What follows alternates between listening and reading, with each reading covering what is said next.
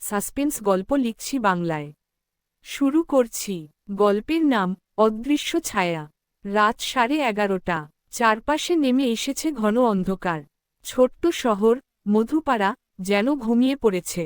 তবে রাজীবের চোখে ঘুম নেই। তার ঘরে আজও আলো জ্বলছে। ডেস্কের ওপর ছড়িয়ে ছিটিয়ে আছে নানারকম কাগজপত্র আর একটা ছেঁড়া মানচিত্র। রাজীব একজন সাংবাদিক। কিছুদিন ধরে মধুপাড়ায় অদ্ভুত কিছু ঘটনা ঘটছে। হঠাৎ মানুষ উধাও হয়ে যাচ্ছে। পুলিশ কিছুই খুঁজে পাচ্ছে না। হঠাৎ একটা শব্দ। জানালার পাশে যেন কিছু নড়ে উঠল। রাজীব চমকে উঠে দরজা খুলে বেরিয়ে এলো। বাইরে ঝিরিঝিরি ঠান্ডা হাওয়া বইছে। চারদিক শুনশান। রাজীব ধীরে ধীরে হাঁটতে শুরু করল বাড়ির পেছনের দিকে। অল্প আলোতে দেখতে পেল মাটিতে আঁচড়ের দাগ, যেন কেউ টেনে হিঁচড়ে কিছু নিয়ে গেছে। তার মন কাঁপতে লাগল। কেউ আছে? সে জোরে ডাক দিল। কোনো উত্তর নেই।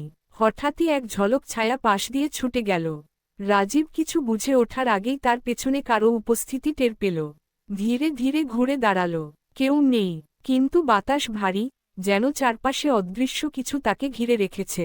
রাজীব জানত, তাকে থামলে চলবে না। সামনে এগোতেই হবে। আগামীকাল শহরের মেয়র সাহেবের একটা গোপন বৈঠক আছে পুরনো গির্জার নিচে, এমন খবর পেয়েছে সে। রাজীব ঠিক করল, যেভাবেই হোক, আজ রাতেই সেখানে যাবে। মধ্যরাত। রাজীব গিয়ে পৌঁছাল পুরনো সেই গির্জায়। জায়গাটা ভেঙেচুরে পড়ে আছে। দেয়ালে শ্যাওলা জমেছে। তবে আশ্চর্যজনকভাবে ভেতর থেকে আলো আসছে।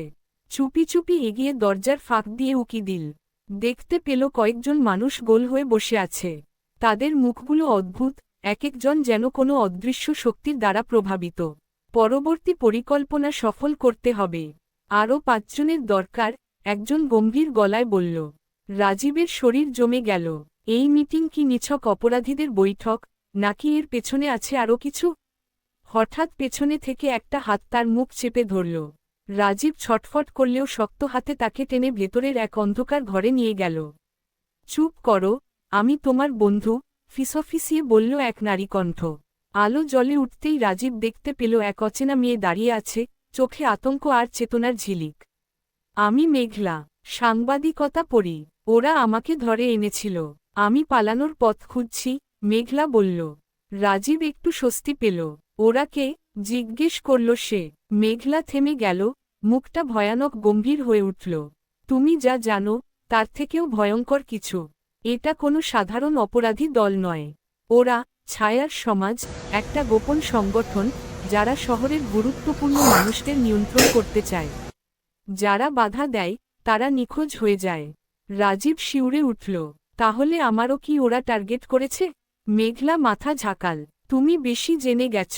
এখন পালানো ছাড়া উপায় নেই।